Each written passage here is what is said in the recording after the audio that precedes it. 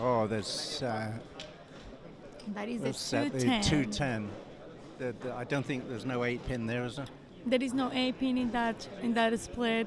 The oil is moving a little bit down the lane. He needs to start making some adjustments. He has left the 2-pin couple of times already, and that last shot was just a little bit faster. Takes the one which is opening the door for Brian Voss to make a comeback here. 68 in the fourth frame for Jesper Agerbo. He is still throwing the domination. He's Ebonite bowling ball. He represents Ebonite International, so he's able to throw hammer, Columbia 300, Ebonite or track bowling balls here on the European Tour.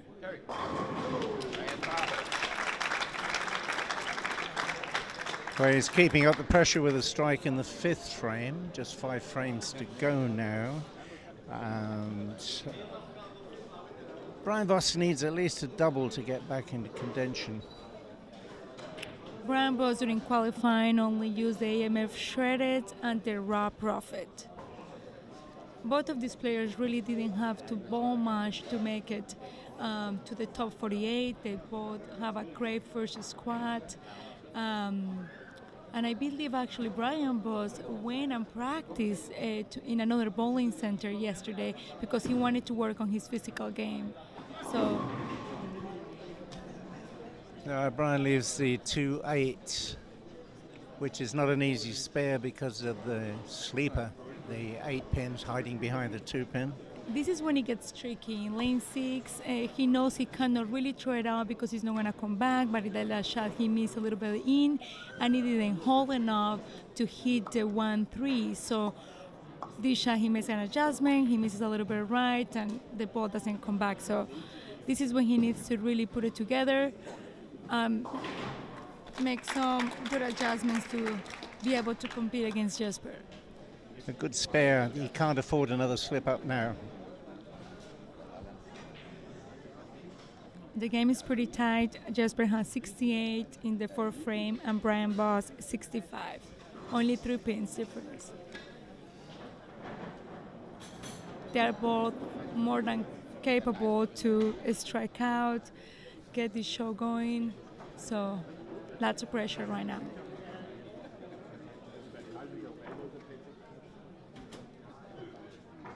Well, we want a close final, and I think we're going to get one. Yeah, nice, easy style. Good ball on lane 5. It's lane 6 that's giving him problems. That was a pure shot out of his hand. It was an excellent shot for Brian Voss. If Jesper makes a move, an adjustment in lane 6, he will be able to get the first double of the game.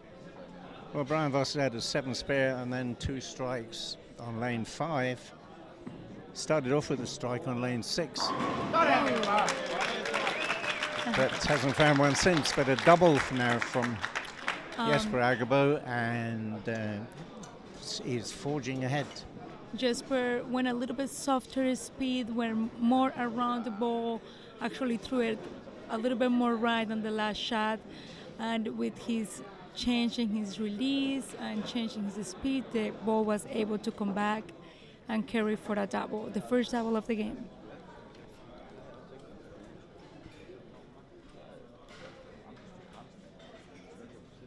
Now a strike here is going to put the pressure well and truly on Brian Voss, but it's no.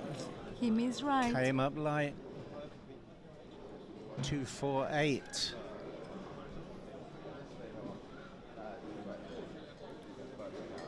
Once again, not an easy spare. It is not an easy spare because of the 8-pin behind the 2-pin.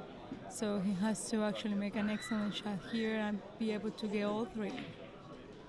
I think the line he's bowling, he shouldn't have any problems with this one, really. Yeah, it's looking good. Yeah. 115 in the 6th frame for Jesper Agerbo from Copenhagen, Denmark. with Brian Voss from Atlanta, Georgia, maybe 105 in the 6th frame if he gets a spare. If he gets a strike, it could be 115 with another strike on top of that, if you get my meaning. So it's still anybody's match. It just depends on what he can do on lane 6. That was an excellent shot. He was able to do what he really wanted to do. He didn't throw it right. He didn't close his shoulder as fast as the shot where he left the 3, 6, 9, 10.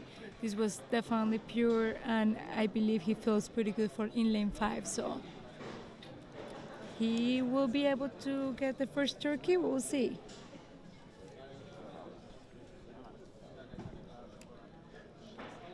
Well, Brian has picked up titles in the Czech Republic, and then he won Bucharest in 2010.